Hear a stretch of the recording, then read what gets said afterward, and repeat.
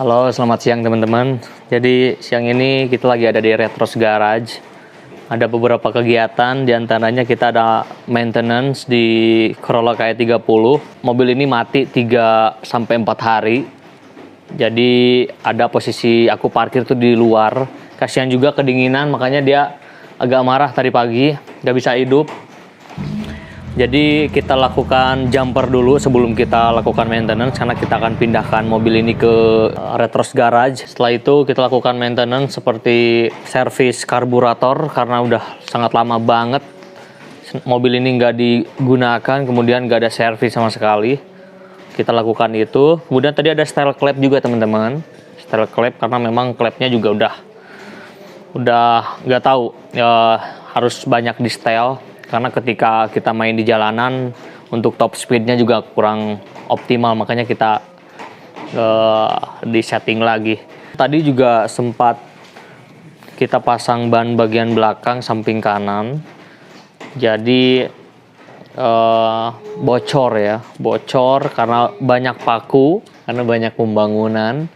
Mungkin teman-teman udah lihat prosesnya bagaimana maintenance dari si Corolla KE30 ini, mobil yang sangat aku sayangi. Jadi mobil ini mobil pertama, tapi belum aku kasih nama ya. Aku pengen kalian kasih nama yang terbaik untuk si biru ini. Bebas 3 kandidat terbaik, nanti kita akan koncelong. Nanti akan kita kasih t-shirt dari Retros Garage gitu ya. Oke teman-teman, aku mau sharing juga 4-5 tahun punya mobil ini. Jadi untuk teman-teman pemula juga yang masih belum kenal Corolla KE30 atau mobil-mobil tua atau mobil-mobil retro, yang harus diperhatikan pada engine itu yang pertama adalah pengapian. Jadi pertama kali aku dulu membeli mobil ini kondisinya masih platina dia. Untuk pengapiannya masih platina. Cuman aku rubah jadi CDI. Kenapa aku rubah jadi CDI? Karena pengen apinya itu sempurna.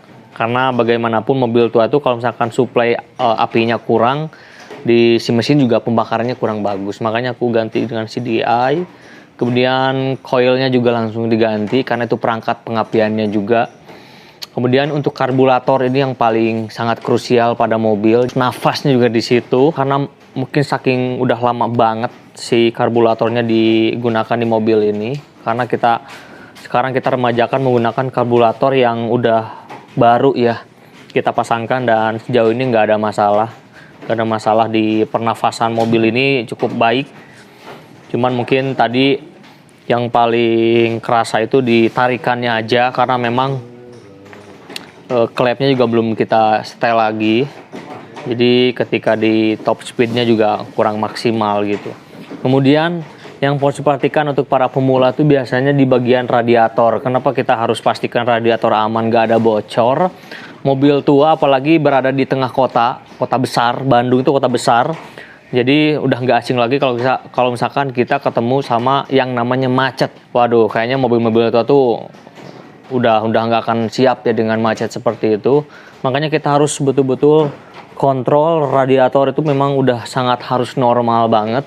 Jadi ketika kita ada di lampu merah atau kondisi macet, itu ampere suhu mesinnya itu nggak naik tinggi. Dan alhamdulillah karena aku juga main mobil nggak baru, aku udah riset semuanya tentang radiator, semuanya sirkulasinya sudah aman, kemudian pendinginnya juga sudah optimal. Jadi ketika macet-macetan juga mobil setua ini tahun 76 itu dia bisa ikut macet-macetan sama mobil yang muda. Jadi kita nggak usah khawatir.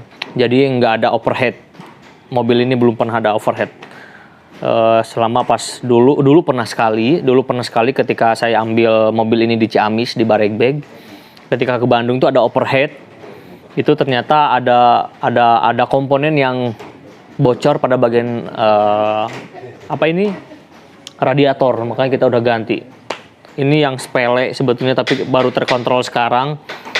Ini adalah kabel gas yang seharusnya pakai KE30. Ini yang dipasang malah yang untuk Vespa. Makanya ini mobil kayaknya kurang tenaga dari gas ini nih. Ini powernya udah kayak Vespa ini mobil nih. Makanya kita ganti pakai KE30. Alhamdulillah di Bandung masih ada ketersediaan part untuk KE30, makanya kita langsung ganti. Kemudian kita udah pakai AC juga. Mobil ini udah pakai AC teman-teman, meskipun mobil tua, karena aku juga gak mau panas-panasan di jalan. Yang aku bilang mobil Corolla KE30 ketika kita kendarai atau impresi pertamanya adalah hangat ya. Hangat lebih ke panas, makanya aku pasang AC. Cuman di sini kita AC-nya tuh bisa dibilang antara ada dan tiada ya. AC, jendela-jendela kita buka. Jadi mungkin di next kesempatan kita akan coba servis AC-nya dan apa ya permasalahan sehingga mobil ini pakai AC tapi masih terasa hot. Oke, kita lanjut liatin bagaimana proses dari maintenance Corolla KE30 hanya di Retros Garage.